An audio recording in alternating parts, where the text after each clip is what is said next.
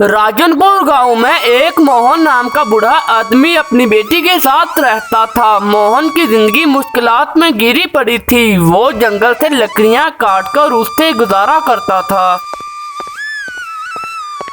जबकि इसकी बेटी सज्जल बहुत ही मेहनती और समझदार थी। वो सिलाई कढ़ाई करके थोड़े बहुते पैसे कमा लेती थी ताकि अपने बाप की मदद कर सके। एक दिन जब मोहन जंगल जाने की तैयारी कर रहा था तो इसकी बेटी ने कहा, अब्बू जान, आज आप जंगल ना जाइए। आपकी तबीयत आप काम करने के लायक नहीं है। अल्लाह ताला हमारी जरूर मदद करेंगे। मैं अब सिलाई कढ़ाई का काम बढ़ा दूंगी। हम दोनों मिलकर जिंदगी की मुश्किलातों का मुकाबला करेंगे। नहीं बेटी, मुझे काम तो करना पड़ेगा, वरना हम शेर साहब का कर्ज कैसे वापस करेंगे। मोहन ने अपनी बेटी को नजरअंदाज किया और जंगल की तरफ निकल पड़ा। शाम को जब वो घर वापस आया तो अपनी बेटी से कहने लगा, अरे बेटी, जल्दी से खाना लगाओ, मुझे बहुत भूख लगी है। अब्बू जी, मैं अभी खाना लेकर आती हूँ। खाना देकर इसकी बेटी सज्जल अपने बाप मोहन को कहने लगी, अब्बू जी, आप किसी से थोड़े से पैसे उधार लेकर शेर साहब का कर्ज वापस क्यों नहीं करते?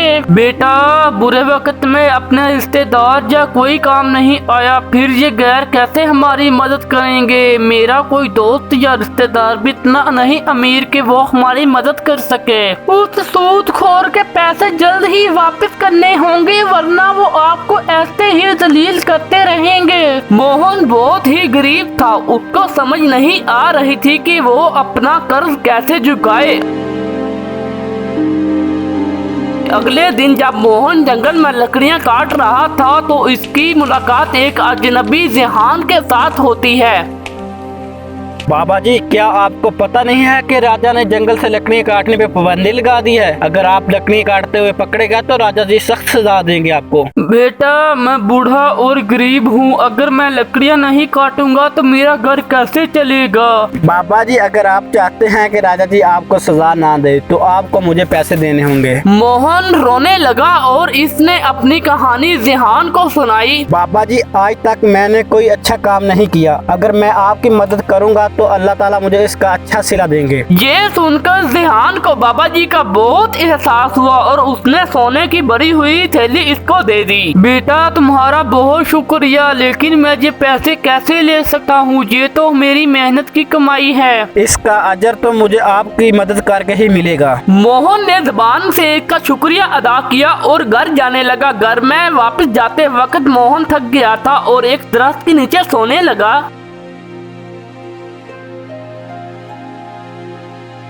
जब मोहन दरख्त के नीचे सो रहा था तो एक राजू नाम का शख्स वहां आया और सोने की थैली चोरी करके वहां से भाग गया। कुछ देर के बाद जब मोहन की आंख खुलती है तो सोने की थैली वहां मौजूद नहीं होती। तो वो ये सब देखकर बहुत ही परेशान हो जाता है। अल्लाह, मैंने तो सोने की थैली जहाँ रखी थी, पर यहाँ से कहाँ चली गई, कुछ समझ नहीं आ रहा।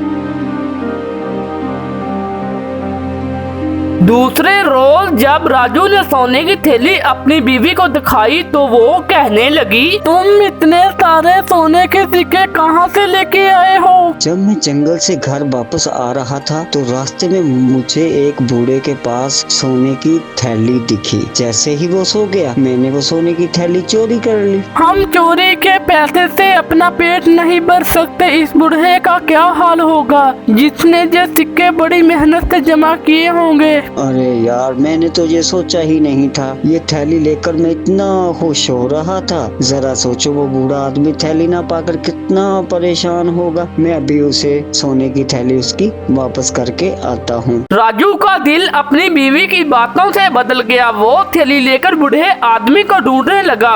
आखिरकार इसने मोहन को ढूंढ ही लिया और इसको थैली वापस करते हुए कहा, अरे बाबा जी, मुझे माफ कर दे। मैं गरीब हूँ और भूख से मजबूर होकर ये थैली वापस करने आया हूँ। मेरी बीवी ने मुझे समझाया, इसलिए मैं ये थैली वापस करने आया हूँ। कोई बात नहीं बेटा, आइंदा याद रखना कि चोरी किए हुए पैसे में इतना सुकून नहीं है जितना कि मेहनत से कमाए हुए पैसे में सुकून है।